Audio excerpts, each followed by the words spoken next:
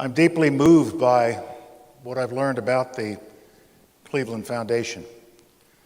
100 years of service, and more than just what you did in Cleveland with this new foundation at that time. You started a movement that has swept the world, so now there are over 1,700 foundations like this. And what impresses me the most about it is that it is really a model that I tried to follow some years ago when my wife and I were creating a foundation, the America's Promise Alliance. And it is just like the Cleveland Foundation in that it is an alliance of people coming together, an alliance of those who have means and those who have perhaps lesser means but are willing to share what they have and coming together for a purpose. You heard Ron just talk about a purpose. Every group of human beings coming together in an organization such as yours or every other organization I've been in has to have a purpose, something that you are doing outside of yourself, something that you are doing for the community of which you are part and which has given so much to you. And one of the things I especially like about the Cleveland Foundation is that you have been very socially progressive.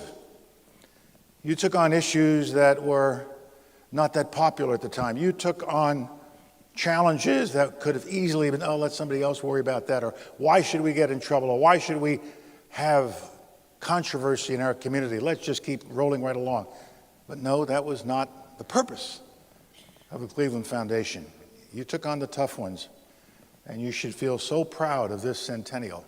I'm especially moved by what you're focusing on because it's exactly the same model that I have been focusing on in recent years of my life: education, economic growth, energy, and the environment. If you can solve those four, you pretty much can solve most of the problems that exist in the world.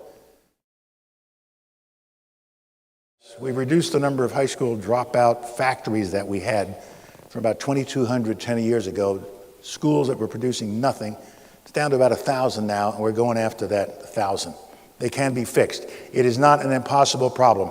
Because you're poor, because you're a minority, because you're living in an inner city does not doom you to failure, as long as there are people in your community like this foundation that are willing to come in and help you by providing alternate opportunities for education. That's why what you're doing is so very important. Jobs to the needy people of the world is the most important thing you can give them.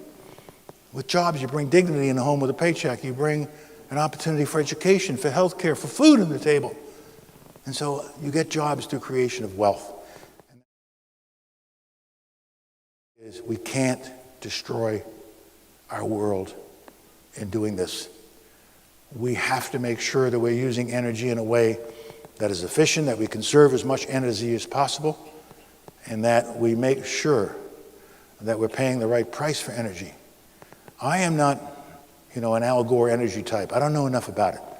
I don't know the science well enough, but I know this just watching. If we can do something to reduce the amount of stuff we throw in the air, that ought to be good. So let's get about doing it.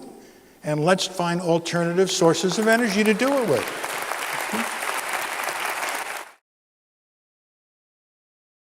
But above all, build that relationship of respect and trust. It's what keeps an organization together.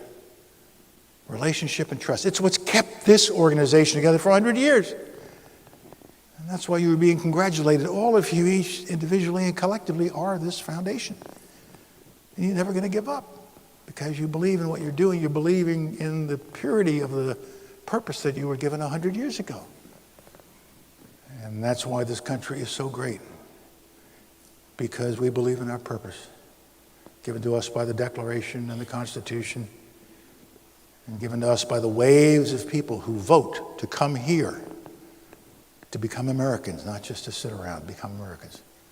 As long as we never forget that's who we are, that's what this nation is all about, as long as we never lose the kind of spirit that exists in the Cleveland Foundation, as long as you all never forget the contribution you have made to your city, to your county, to your state, to this nation, and the joy you should have that 1,700 others have copied it as well.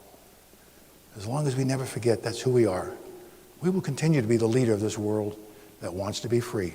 Thank you all very, very much, and good night.